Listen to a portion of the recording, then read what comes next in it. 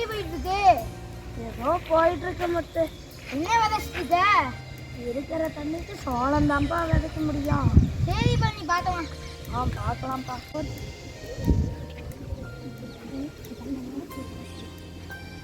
என்ன ரமேஷ் எப்படி இருக்க?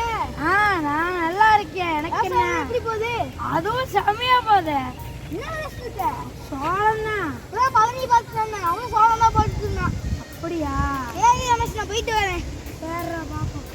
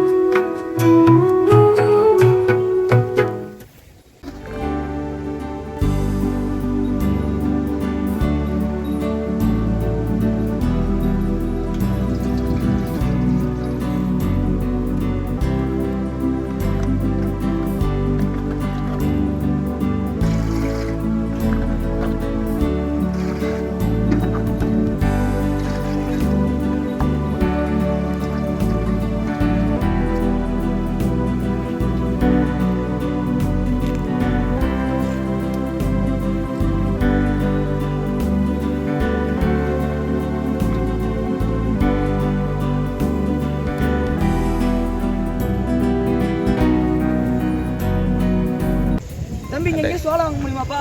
இது நம்ம தெரிஞ்ச பையனோட சோள காடு தான். வாங்க அங்க போய் வாங்கலாம். பார்க்கலாம் தம்பி.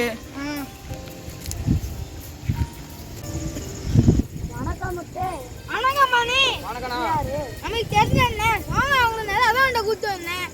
வாங்கண்ணா, சோளம் எல்லாம் பாருங்க எவ்வளோ விலைக்கு போகும்.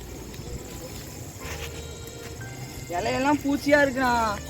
ஏக்கரோட 2000 ரூபாய்க்கு எடுத்துக்கலாண்ணா. சரிங்கண்ணா, பார்த்துக்கலாம். சரிண்ணா, பார்க்கலாண்ணா. இதே யாருண்ணா? இலையெல்லாம் நல்லா இருக்கு. இது நண்பரோடதான், வாங்க போய் பார்க்கலாம்.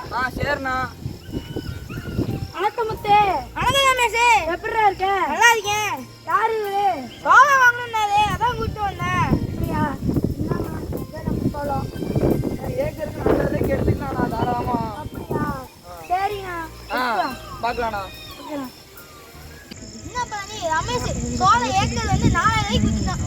நீ தான் இருக்க சோளம் ஏக்கர் வந்து 2000 ரூபாய்க்கு தான் விற்கிற. நீயும் பூச்சி மருந்து அடிக்கலாம்ல? பூச்சி மருந்தெல்லாம் உடலுக்கு நல்லது இல்லப்பா முத்து. இது நமக்கெல்லாம் இயற்கை மருந்து தான் நல்லது. குழந்தைகளெல்லாம் சாப்பிடுது. இயற்கை மருந்து கொடுத்தாதான் நல்லா எதிர்ப்பு சக்தி எல்லாம் இருக்கும். உன் குழந்தையும் சாப்பிடுது, என் குழந்தையும் சாப்பிடுது.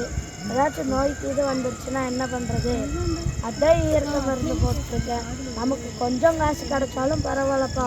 காசா முக்கியம், உடல் நலம் தான் முக்கியம். இயற்கை விவசாயம் காப்போம்.